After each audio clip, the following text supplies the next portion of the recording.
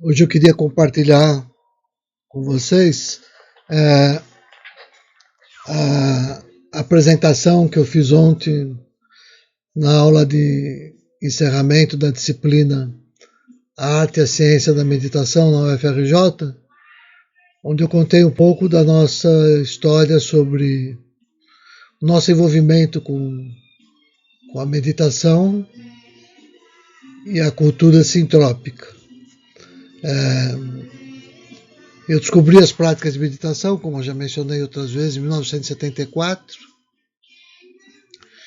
Em 1977, eu fui iniciado na tradição do Shuddha Yoga. Em 1979,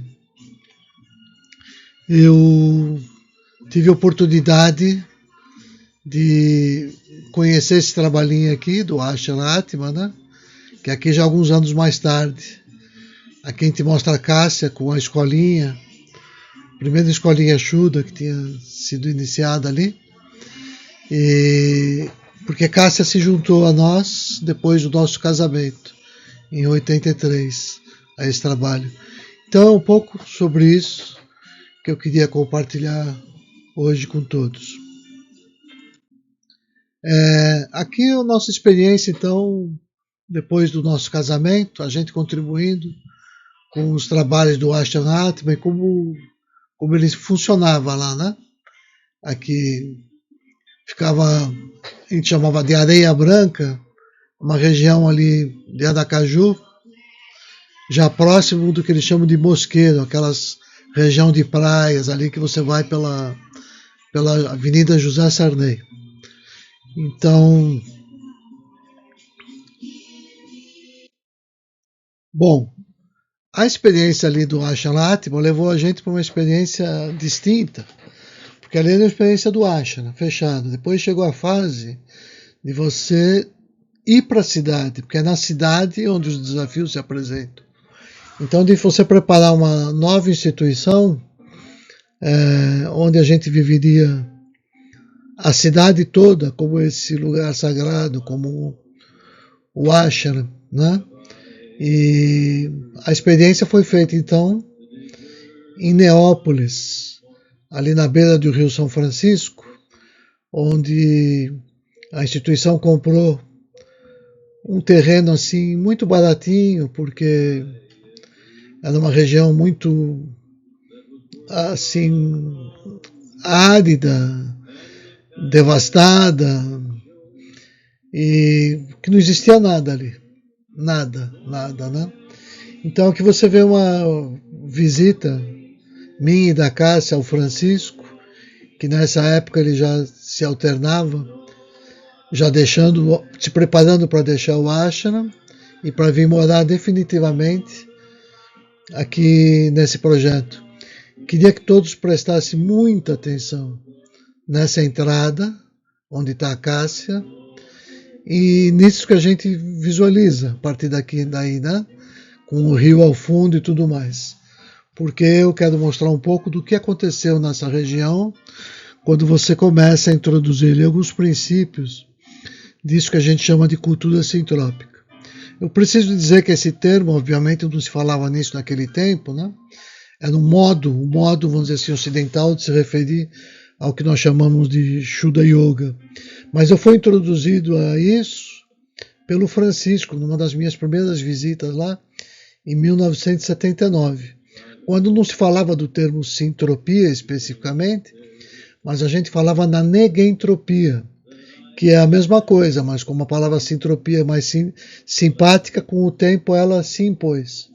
Então eu aprendi sobre a relação da entropia com a negentropia nas conversas que eu tinha com o Francisco, à noite, depois dos trabalhos, sobre a luz do luar, e ali ele discutindo os textos de físicos como Jean-Émile Charon, que já traziam essa propriedade, lembrando que se a entropia rege o universo material, a lei termodinâmica da entropia, aquilo que tem vida é uma outra lei que rege, que é a lei da sintropia. Eu trato disso em vários artigos do livro blog, já falei em vários lugares, não preciso aqui retomar isso, hoje eu retomar esse ponto. Hoje eu quero só contar a nossa história de como a gente chegou até aqui. Né? Se alguém quiser saber essa relação melhor da sintropia e da entropia, melhor olhar os últimos artigos lá do livro blog. Né? Então, olha só, para dar uma ideia, aqui duas figuras com aquela mesma entrada, essa do lado esquerdo por volta de 2010 e essa do lado direito já de 2023, atual, né?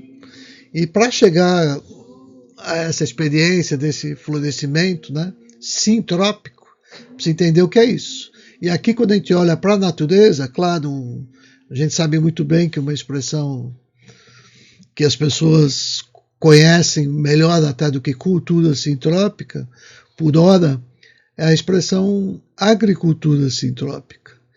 Então aqui a gente também vê um pouco disso, ou seja, o que é esse entendimento da agricultura sintrópica, ou seja, quando eu harmonizo essas potências da natureza entre aquilo que tem vida e as forças de ordem, de organização e desorganização, e faço com que a natureza vá se restabelecendo. Aqui no Brasil isso foi apropriado em parte assim pelo agronegócio, né, ali nas fazendas da Bahia, e foi implementado com muito sucesso esse projeto de agricultura sintrópica, que é esse princípio de trazer vida, fazer nascer, a gente reconhecer esse sagrado, quando olha as coisas como sagrado, o que decorre daí, né? No nosso caso, que nós trabalhamos com a cultura sintrópica, e numa região ainda assim, com muitos problemas, né? Ali em Neópolis, uma região com muita violência, uma série de problemas, e nós percebemos que na nossa interação com a comunidade, talvez mais importante de lidar com os pais, com os adultos, era acolher as crianças e ensinar as crianças, assim, desde o café da manhã e passar um dia interagindo na fazenda, né? Onde eles iam aprendendo regras de convivência que eles mesmos estabeleciam. Quer dizer, a gente propunha um ambiente e eles expressavam como eles entendiam isso, né? Então esse cartaz aqui é com as frasezinhas que eles foram aprendendo lá no projeto, e a partir daí então a gente tinha, obviamente eles iam para casa, né? Os pais ficavam curiosos, aí a gente conseguia fazer esse trabalho também com os pais, e muitas das pessoas ali do entorno, da redondeza, aderiam ao projeto, e foram eles, na verdade, que realizaram, que materializaram esse milagre de transformar aquela terra árida nesse paraíso de área de preservação ambiental com toda a natureza retomada. Então quero mostrar também como esse projeto, que era uma instituição pequena, quando eu comecei, a gente começou em 1979, quando eu conheci, na verdade era um terreninho muito pequeno e tinha um comérciozinho para tentar fazer um dinheirinho para manter a instituição e mais nada. Não tinha nada, né? E agora eu quero mostrar com vocês o que vai acontecendo quando a gente se une em torno desse ideal, né,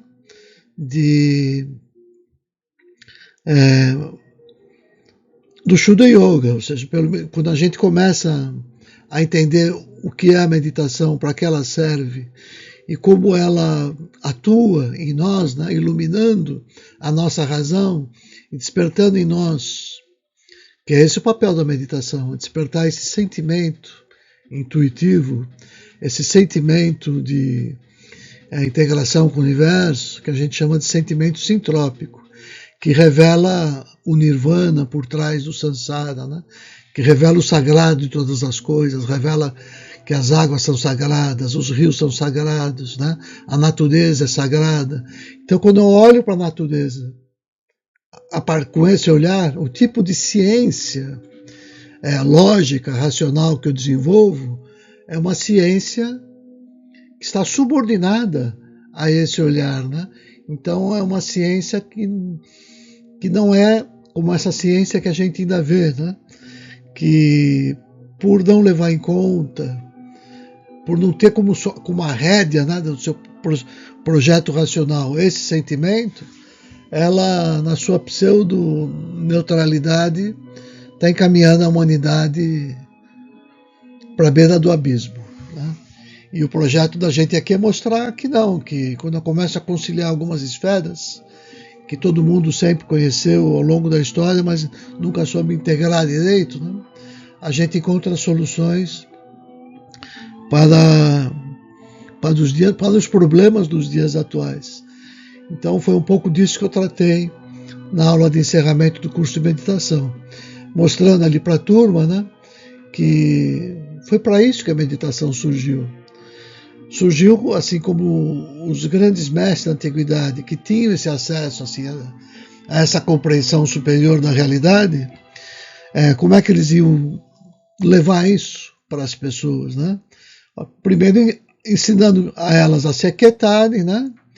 E entrarem nesse processo interno de harmonização que te leva ao estado de meditação, onde você começa a despertar para essa realidade superior e você desperta esse sentimento sintrópico, e esse sentimento sintrópico te conduz então à praxis sintrópica. E o que a gente chama de praxis sintrópica, eu não preciso nem falar, é isso que eu mostrei nesses 2 slides aqui. É da onde a gente partiu para onde a gente chegou. E ela está definida em vários textos sagrados, em várias tradições, mas onde ela é definida assim, com maestria, com muita precisão, né?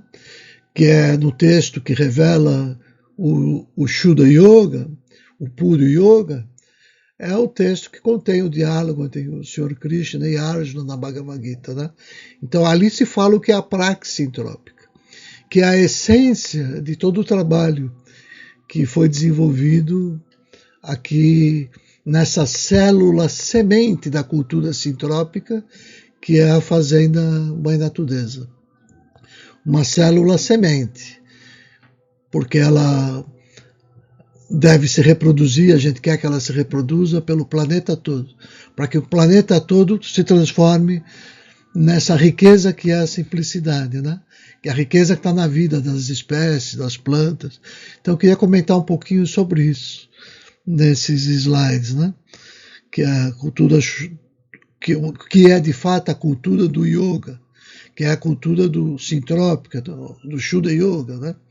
E é claro que como é que isso veio chegando ao Ocidente? Vem isso há milhares, há séculos e séculos, mas sempre em poucas pessoas que tinham esse olhar. Nunca isso foi um movimento assim popular mesmo, né? Isso começou a acontecer no mundo de uma forma mais forte, talvez por volta dos anos 60, com um movimento que chamava de contracultura, com as coisas ainda muito misturadas, né, perturbadas, mas onde você já falava, né, em liberdade, paz, amor, o poder da flor, não a guerra, não a violência, volta à natureza, né, equilíbrio, ecologia. Então todas essas grandes questões surgiram nos anos 60, mas de uma forma perturbadora e ameaçadora para a cultura hegemônica. Daí o rótulo pejorativo para aquela experiência de contracultura. Só que depois de 50 e tantos anos daquela experiência, isso vem se refinando, né? E se percebendo a essência daquilo que naquela época só se percebia como o que se chamava de Neo-Vedanta, uma espécie de hinduísmo que ameaçava a cultura judaico-cristã ocidental. Hoje a gente percebe que a meditação não é nada disso, é uma coisa universal que permeia todas as culturas, inclusive a própria cultura cristã e o catolicismo. A gente tem vários exemplos de tradições, né, de padres, os padres do deserto, por exemplo, que realizavam práticas de meditação e com alguns cantos que são muito próximos daquilo que a gente chama de mantras também. Mas isso aqui eu não quero, só um pouquinho para a gente ter uma ideia da razão da gente ter trazido esse curso sobre a arte e a ciência de meditação para a UFRJ. Então, tá aqui, né? Então, tudo isso não teria acontecido se não existisse alguém com muita coragem, determinação, poder, né? Para implementar essas coisas, né? Então, essa pessoa aqui da direita, que é Francisco Barreto, foi ele que me introduziu ao conceito de sintropia em 1979, como eu disse, né? Então está aqui um grande amigo, um grande parceiro, e eu fui colaborador dos projetos que ele desenvolveu até a sua passagem ali no período da pandemia, né? Ele faleceu recentemente. E está aqui, se eu fosse resumir o moto dele, essa placa que ele colocou lá no projeto, logo do início, né? Que é tudo é necessário, tudo é da natureza de Deus, tudo é Deus. Esse tudo é necessário, às vezes as pessoas têm dificuldade de compreender, porque essa questão de tudo é necessário parece uma espécie de determinismo, fica uma coisa meio sem sentido, né? E não é isso. É só a gente entender que no mundo não há fatalidade, né? Que na verdade tudo acontece por uma causa, né? Eu costumo brincar.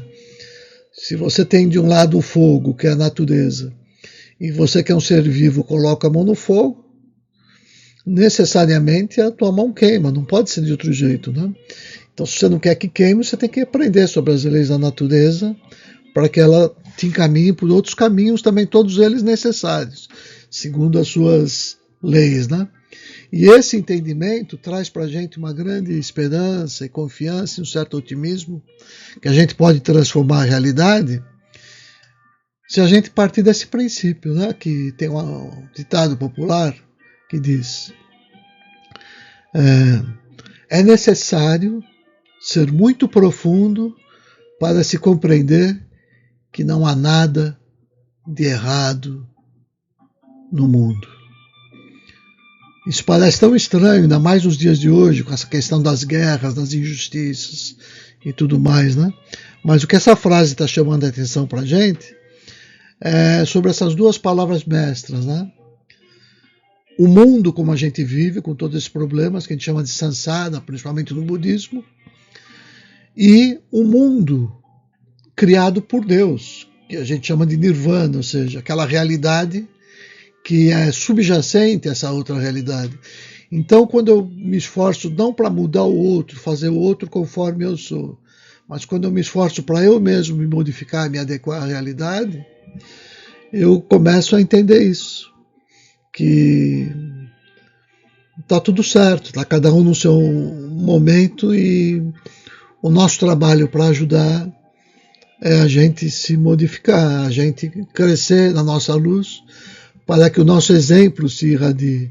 Não adianta trabalhos de massificação, de conversão religiosa, de conversão política, de luta, de guerra, de imposição. Essas coisas simplesmente são mecanismos que se reproduzem, são técnicas assintrópicas, antissintrópicas, né?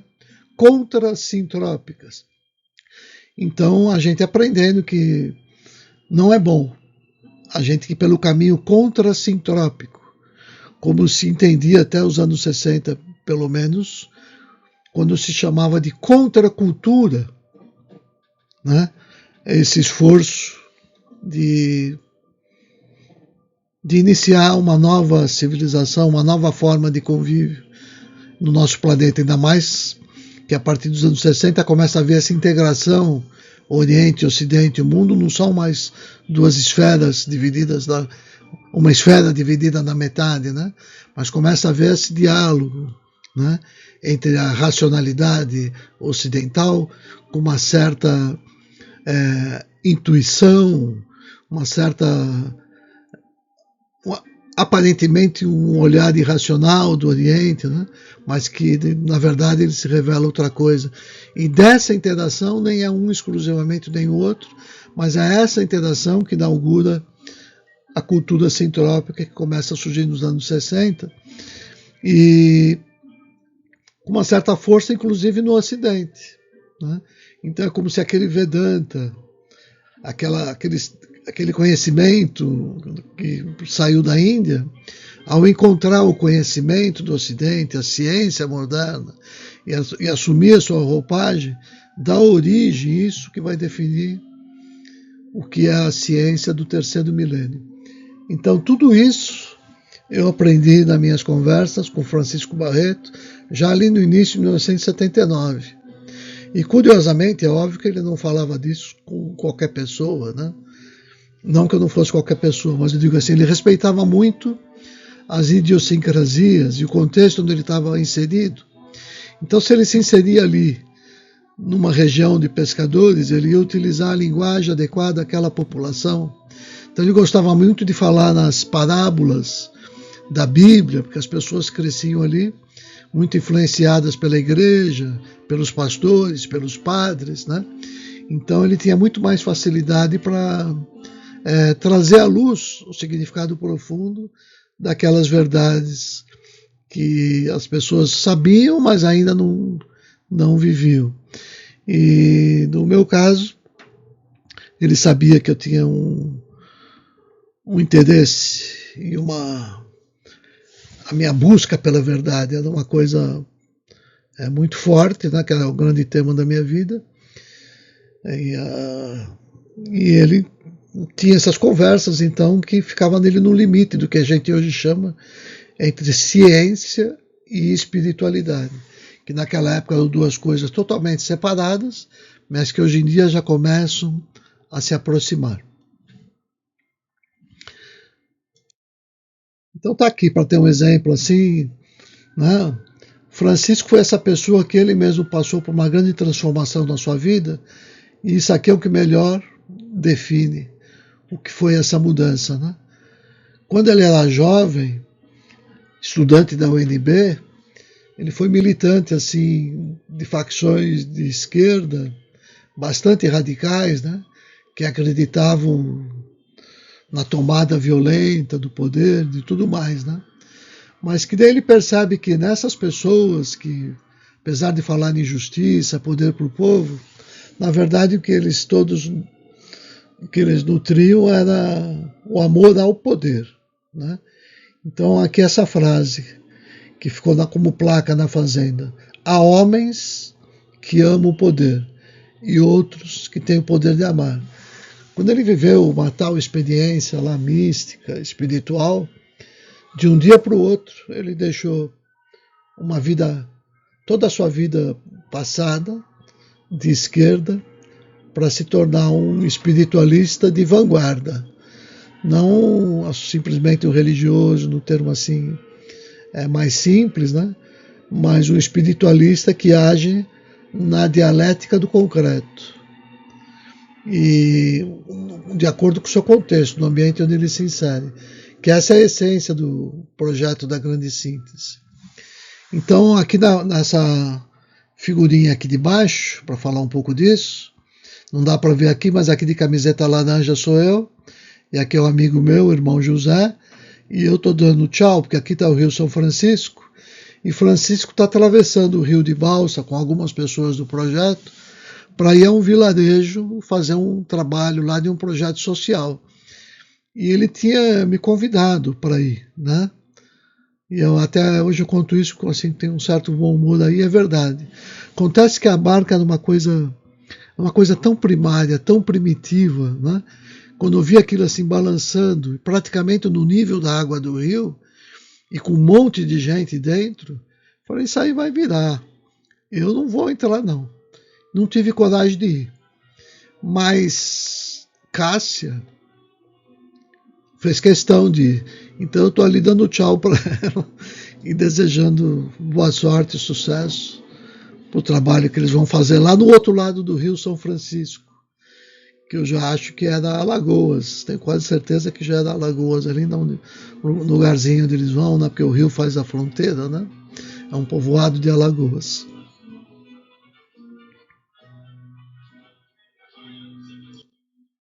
Bom, tá aqui Francisco mostrando a coerência entre o discurso e a prática, né? Por isso que eu falei que o modo que ele via as coisas, essa visão sintrópica, que é o que a gente obtém em meditação, que desperta em nós esse sentimento sintrópico, ele tem que ter força para nos levar à praxis. Ou então ele se frustra, ele morre, acaba por aí e perde todo o sentido. Então a essência, você percebe das pessoas que estão avançando no caminho, você percebe pela prática. Francisco sempre costumava dizer, né? Você quer conhecer uma pessoa, observe ela no trabalho. Ali você vai avaliar não a dimensão material dela ser bem-sucedida, mas ali você vai conhecer o espírito e o nível de desenvolvimento espiritual dessa pessoa. É na praxis que você revela tudo isso, né? Então aqui estamos todos nós aqui em trabalho de comunidade, né? Então aqui a gente tendo uma conversa sobre esses temas, né? Aqui a gente sendo convidado de certa maneira a trabalhar em conjunto, em harmonia com o ideal. E aqui, às vezes, umas caminhadas de integração com a natureza. Aqui é a subida da Serra de Itabaiana, que ele fazia isso com as pessoas.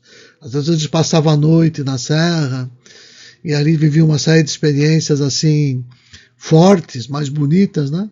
Por isso que eu disse que é na praxis do concreto, na dialética.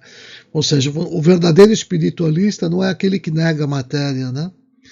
O verdadeiro espiritualista aqui que a gente, a palavra espiritualista nem é a melhor, porque pressupõe quem só acredita nessa coisa mais sutil, né? E ele dizia, não, se eu quero que minha cabeça chegue ao céu, os meus pés têm que estar enraizados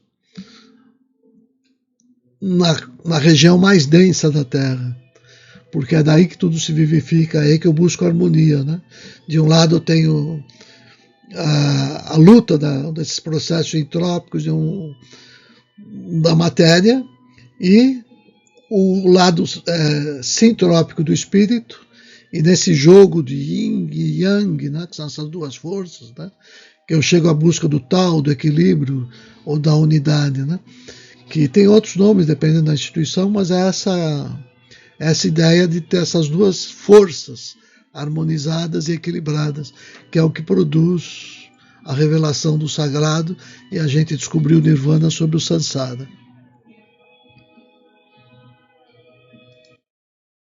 Bom, dentre esses projetos que ele acreditava, a gente sabia disso, se eu consigo assim levar algumas mensagens às pessoas mais densas e isso funciona, eu descobri uma fórmula que é universal, né? Então, primeira coisa é a gente entender que cada um de nós está numa fase desse processo e que no passado todos nós já fizemos aquilo que hoje nós criticamos nos demais, né? E quando a gente se separa dos outros é ainda por uma falsa compreensão desse processo sintrópico, desse sentimento sintrópico, desse sentimento amoroso que nos convida a, de uma maneira forte e enérgica, oferecer o nosso exemplo e a nossa ajuda sincera a quem nos procura. Então ele desenvolveu esse projeto Reviver, um projeto muito forte, muito famoso. Hoje em dia não pode ter continuidade porque sem a presença de uma figura forte como ele, ainda isso não é possível, mas a própria justiça encaminhava ali para a fazenda pessoas que estavam cumprindo pena, né? E que tinham assim um desejo de se regenerar, mas que ainda alguns deles eram ainda de alta periculosidade. Então, quando você oferece um ambiente adequado e a pessoa passa por um tal processo, você percebe a conversão interna acontecendo, que todos nós somos iguais mesmo em espírito, simplesmente estamos em diferentes fases do processo. Então aqui, essa figura maior, né? Você vê Francisco com todos esses meninos, né? Felizes, já não precisam mais temer, tá sempre ali fugindo, se escondendo de um inimigo, e porque encontraram uma outra forma de se relacionar com o outro e com a vida, que é recompensadora. Né? Então, ali na fazenda, eles encontraram esse espaço, essa oportunidade para experimentar disso. Né?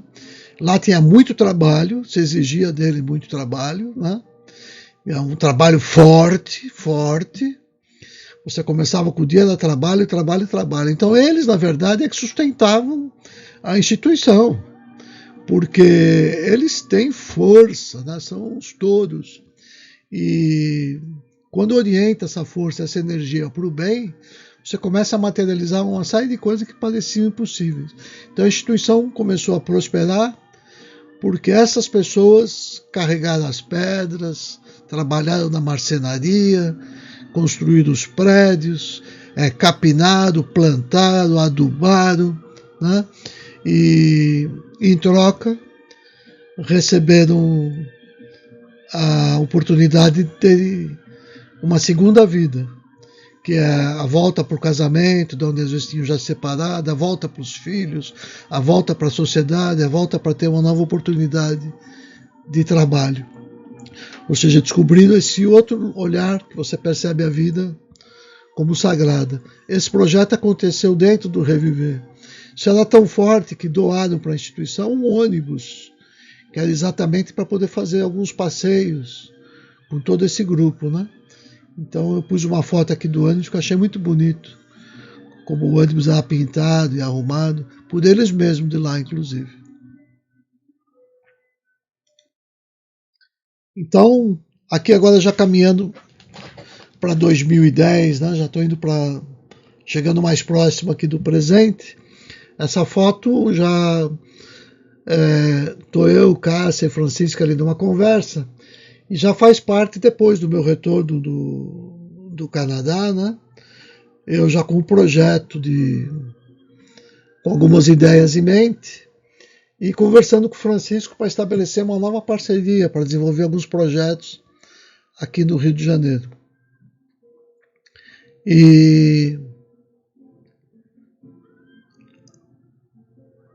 é isso. Essa última figura aqui da direita já é de 2020, ou seja, já muito próximo da passagem de Francisco, mas o grupo já forte o suficiente para andar por si próprio, né? Tem assim várias pessoas que o substituem, exercendo as funções que ele exercia antes, né?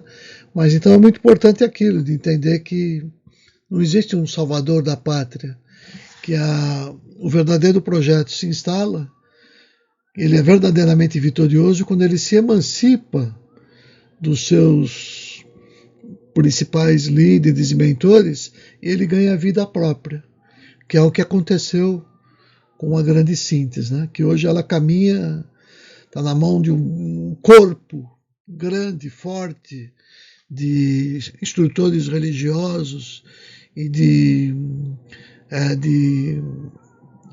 especialistas em várias áreas aí.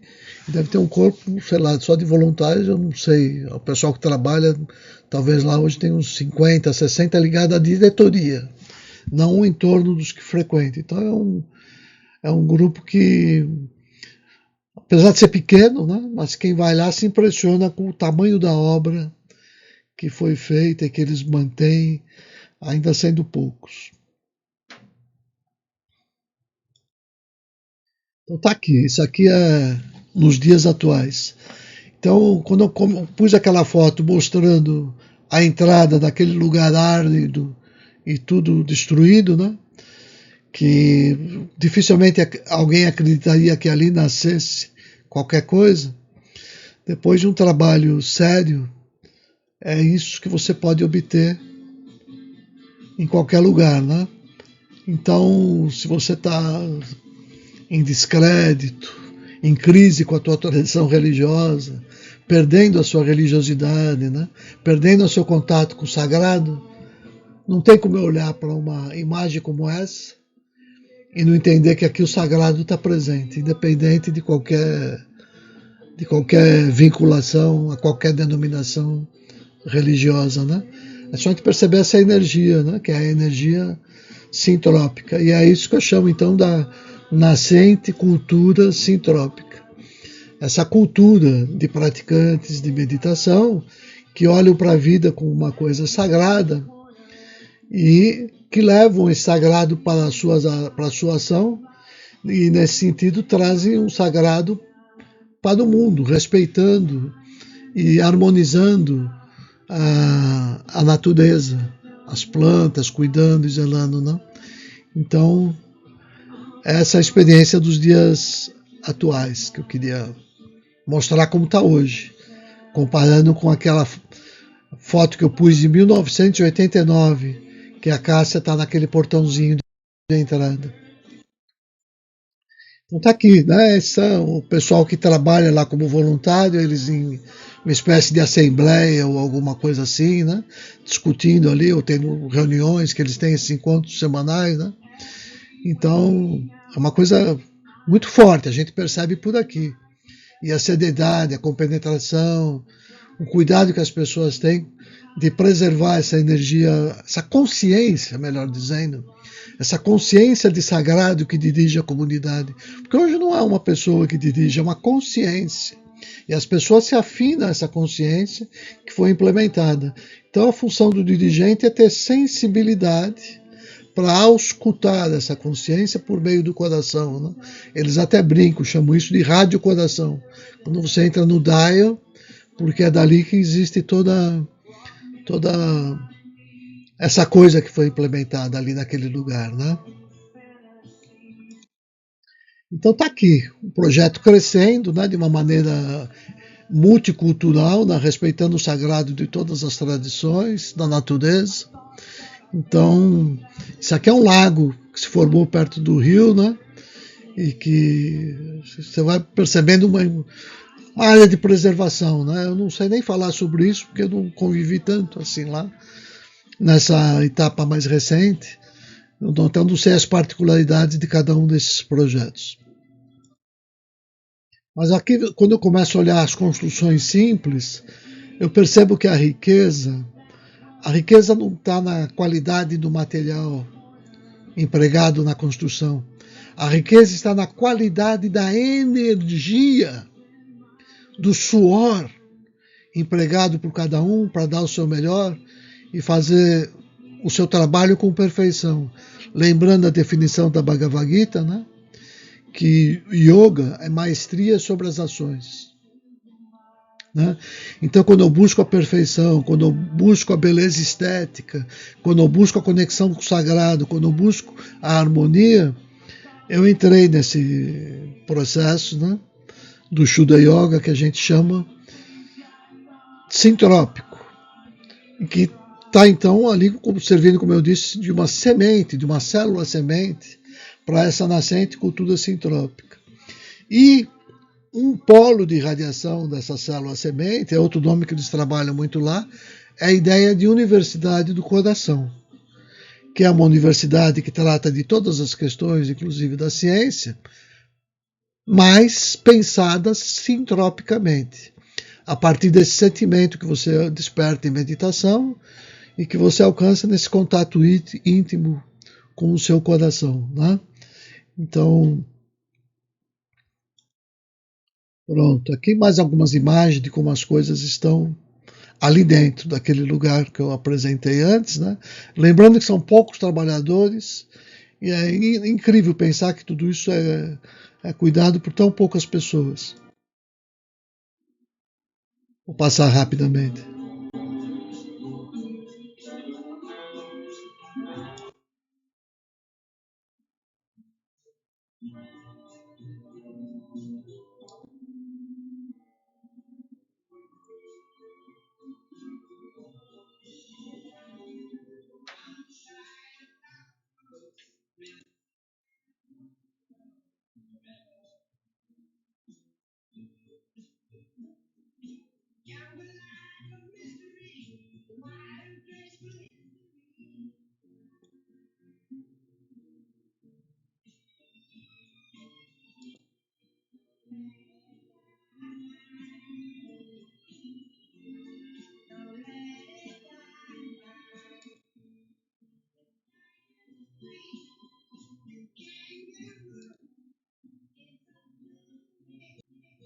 Interessante eu colocando essas fotos sobre a natureza na Fazenda Mãe Natureza.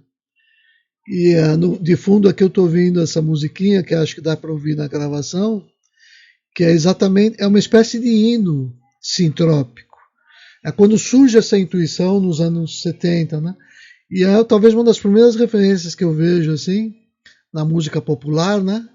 Alguém fazendo uma música ali meio psicodélica, mas como esse chamado para que a gente don't let it die, não deixe morrer, não deixe morrer as nossas águas, a vegetação, as espécies animais, né?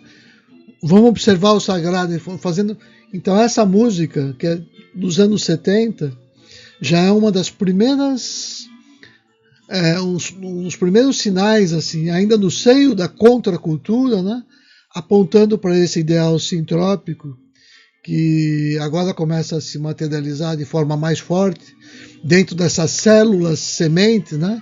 Que tem esse poder de trabalhar com seriedade, constância e com fundamento sólido, né?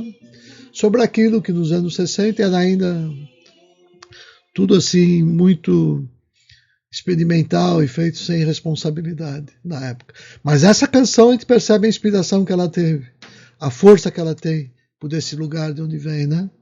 E como isso se casa naturalmente com todas as formas de religiosidade, né? Então, por exemplo, com nossa própria tradição judaico-cristã, com o nosso cristianismo, né? Gandhi lembra isso também, né? O Gandhi foi formado, estudou e conviveu, né? Em escolas e colégios com os cristãos e sabia muito bem que a mensagem é uma só, né?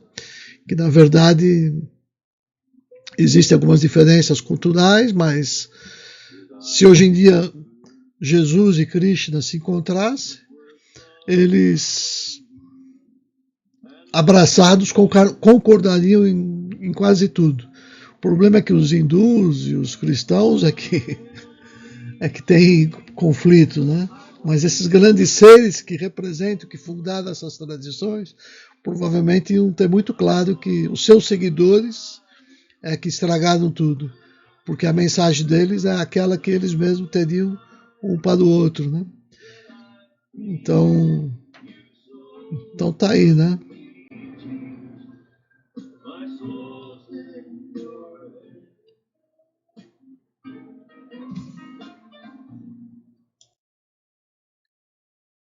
Olha lá, eu falando de Krishna e Jesus, né? Por coincidência, o caminho do amor e por coincidência ainda a música de fundo que entrou, que é esse cantor country, de country music americana, né? Uma pessoa rude, é, pedindo a ajuda de Jesus. John Cash, se não me engano, o nome dele. Então, de novo, a gente percebe aí o mesmo movimento nesse sentido. Eu diria que se essa musiquinha tocasse no projeto Reviver, para aqueles meninos, né? Porque ela tem essa energia forte, vem desse lugar de alguém machucado, dolorido, mas que está buscando uma outra coisa, né? Está descobrindo segredos, pedindo ajuda. Essa música, ela diz muito sobre isso. Que eu estou me esforçando e estou pedindo a tua ajuda, né? Eu estou fazendo a minha parte, eu quero deixar aquela vida que eu tinha. Que é o que quando a gente começa a meditação, é isso que acontece. A gente começa o processo de reforma interior. Que é para isso que serve a meditação. Para a gente se comprometendo com a nossa própria reforma íntima. E à medida que isso vai acontecendo, a gente vai despertando esse sentimento, vai modificando os nossos hábitos, vai realizando uma nova prática. Isso vai contagiando outras pessoas. E assim o nosso entorno vai sendo um entorno de mais paz, harmonia e equilíbrio.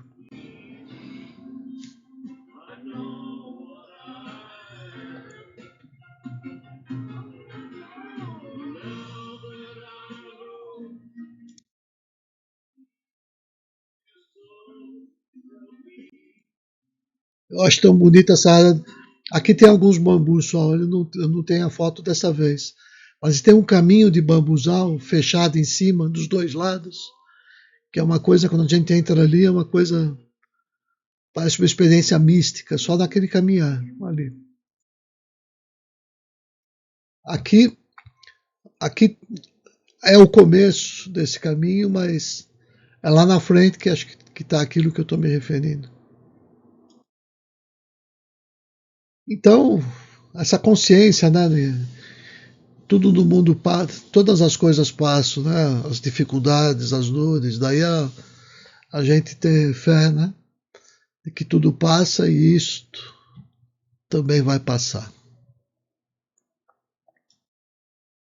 Então, lá dentro dos trabalhos que eu mencionei, né, que mantém a instituição, que é tudo feito lá de uma forma quase que autossuficiente, né, já que lá tem horta, tem cozinha, tem marcenaria, tem carpintaria, ou seja, tem tantas oficinas sendo desenvolvidas ali dentro, né, que ali é uma oportunidade para quem quer aprender uma profissão, aprender o trabalho, se recuperar também, né? Sem contar que esses trabalhos são trabalhos terapêuticos, né? Então aqui é uma das cozinhas do projeto, tem várias.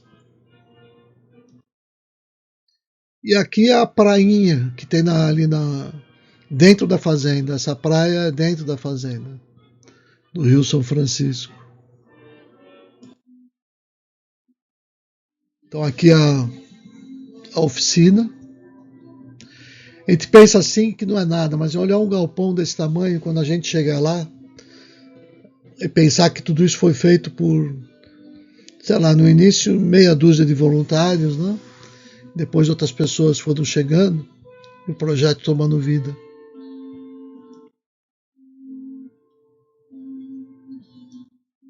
Eles têm um trabalho de cura prânica, né? Que é muito interessante. Muito interessante. Eu não vou falar muito sobre isso agora, não tenho nem autoridade. Mas lá no projeto, quando um menino realizava a cura prânica no outro, né? Olha que interessante. Tanto ele estava ali, só com o esforço dele de dizer que está irradiando uma energia curativa para aquela pessoa que antes ele via como inimigo, lá os internos, né? Isso é transformador, não só do outro, mas dele mesmo. E quando ele via, isso eu já vi um depoimento, né? Que quando o menino viu que ele estava fazendo aquilo e o outro de fato melhorou, que ele tinha esse poder, esse talento, essa capacidade, isso resgatava a autoestima dele e fazia com que ele avançasse naquela proposta de promover a sua regeneração.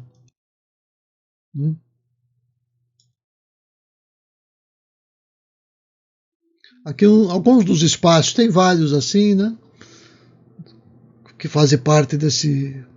Eu chamo de sintrópico, né? Porque é o termo universalista, ocidental, vamos dizer assim, que Francisco confessou em segredo para mim há mais de 40 anos. Mas tem outros nomes e cada um pode usar aquele que sentir mais à vontade, né? Dependendo do contexto onde cada um está inserido. Aqui o irmão José, no seu espaçozinho onde ele faz arte e terapia, né?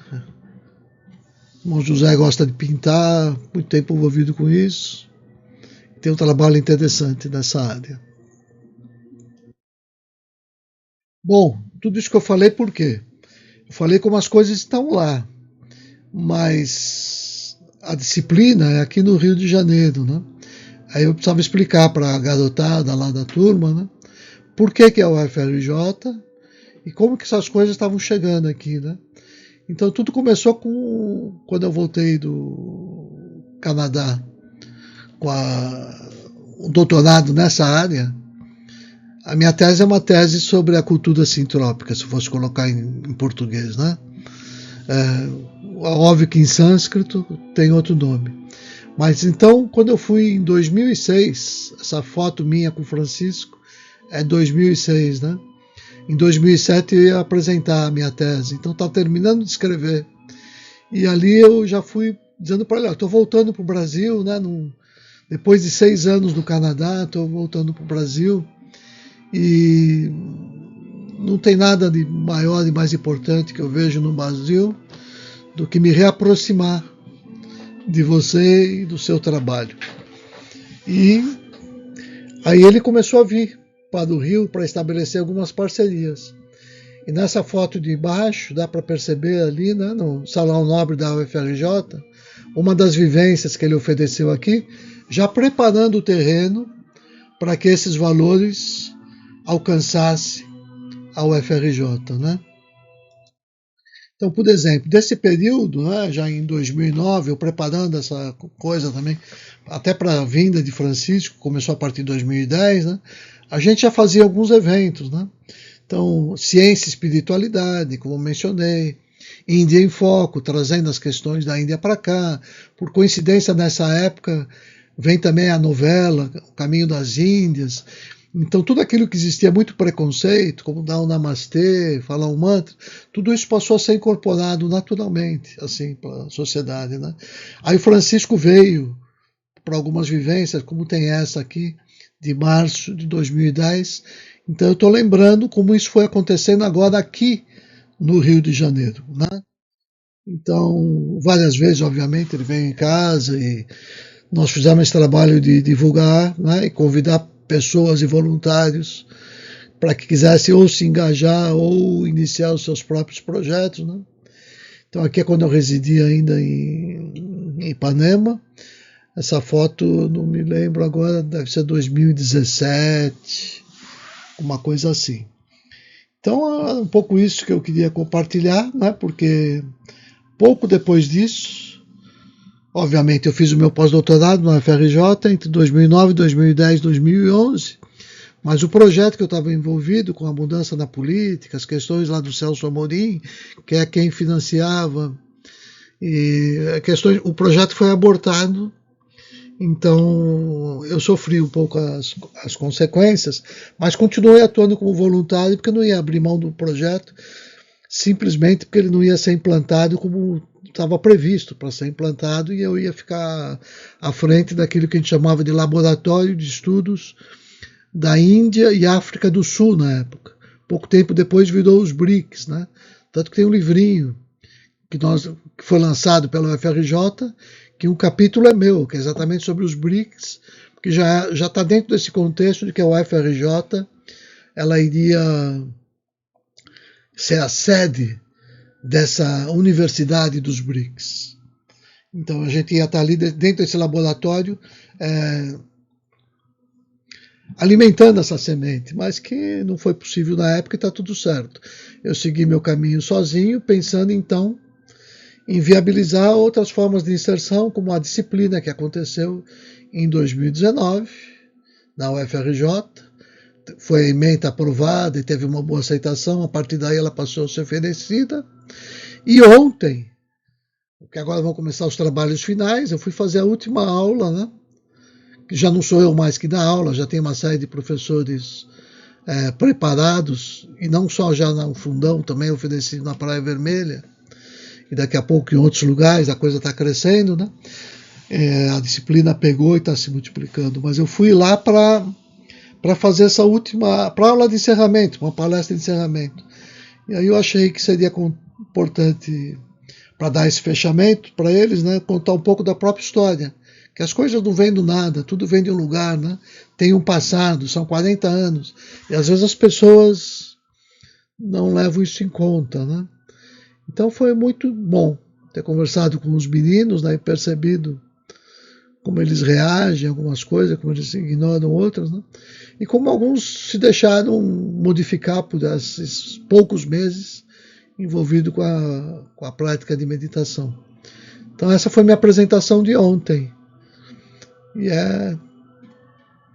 acho que é isso, só não quero me estender muito mais. A não ser terminar já com aquilo que estava logo na entrada lá da Fazenda Natureza, desde o seu início, quando tudo ainda era deserto. A mesma plaquinha continua lá, um pouco restaurada, mas agora a gente nem enxerga daqui o Rio São Francisco. Está lá atrás, ali, né, escondidinho, no meio dessa área maravilhosa, com tantas espécies silvestres, hoje que retornaram para o lugar e que estão protegidas por lei, né? Então, só deixo um telefone de contato aqui para quem quiser saber mais sobre esse projeto. Existe agora instalado aqui uma célula em Niterói, que tem contato com o grupo lá da Grande Síntese, e eles podem ser a forma de fazer essa ponte, para quem tiver algum interesse. Então, é só isso que eu tinha que dizer, agradecer a todos. Namastê.